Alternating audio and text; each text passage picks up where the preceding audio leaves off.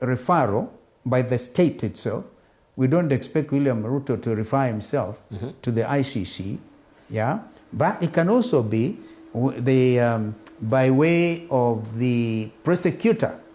Remember the case of Ocampo. Yes. The prosecutor himself, acting on his own volition, can also take the leadership of those people bearing the highest responsibility to the International Criminal Court. We will have to take an approach separate from that.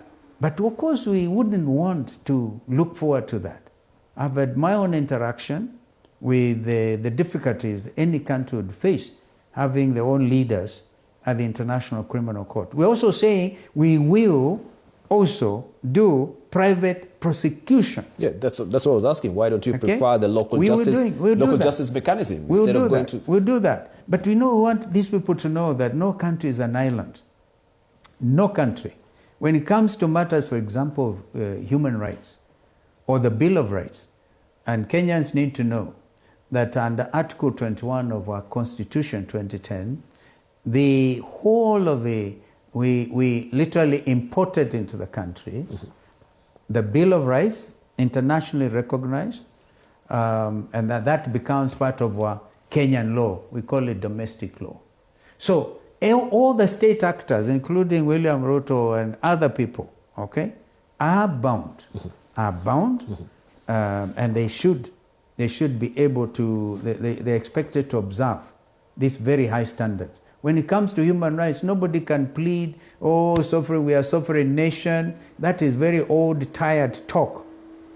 All right? Okay. Things like, right. Human rights are universal, and if you are seen to be acting in derogation of human rights, you'll be held liable. But it's interesting, Your Excellency, you mentioning that particular case and saying that Kenya is a sovereign state, of course. You as Vice President under Mwai Kibaki, you led a high-profile shuttle diplomacy. Yes. Across 10 African nations, the United Nations Security Council, the African Union, and your mission, lobby support for deferring Kenya's ICC cases tied to post-election violence. You defended the move in Parliament and the press, asserting it was aimed at preserving Kenyan sovereignty. What you're just mentioning right now. Indeed. Yeah? There's no contradiction. Establishing credible local justice mechanism and ensuring fair treatment for victims and suspects. If we dial back, Your Excellency, if we dial back to that particular time, you've mentioned President William Ruto as a national security threat. He was then.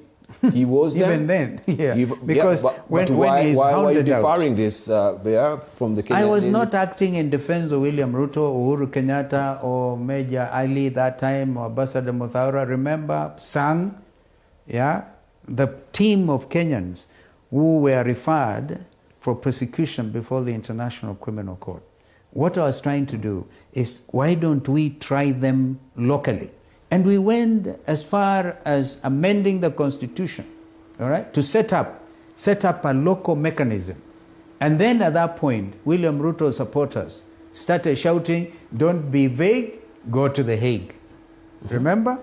And since that time, a lot has happened. Because there was mistrust with the judicial system here in the country. By then, there was mistrust with the judicial system here in the country. By then, we were having we must also the trust vetting of the judges, if you may remember that particular and the climate. So people felt the justice in this country will not engender. Did this country then get justice? I ask you directly now. Out of saying, don't be vague, go to The Hague. What happened subsequently? That story has not left this country. Witnesses were subsequently killed. Some were found dumped bodies in Tsavo National Park, and others compromised until the International Criminal Court had to get the matter withdrawn. Not closed. Not closed. All right? So that mission was not really achieved? Sorry? That mission was not really achieved? It wasn't. Justice for the poor people who are displaced in parts. Remember the story of Madoadoa in the Rift Valley and others. Up to today, I believe there are Kenyans whose properties were dispossessed of their own properties in the Rift Valley and elsewhere, and they have never gotten it back. So this is what we talk about Restorative Justice Commission. It will look into all these things. But does it really blur the line between diplomacy and political loyalty, given where you are with the coalition government. There was a split between you and Right Honorable Raila Odinga that particular time, if you may remember. Yeah, Yes. I remember. So I think it was Peter Nyong. were you on the political loyalty of the PNU Mwai Kibaki side?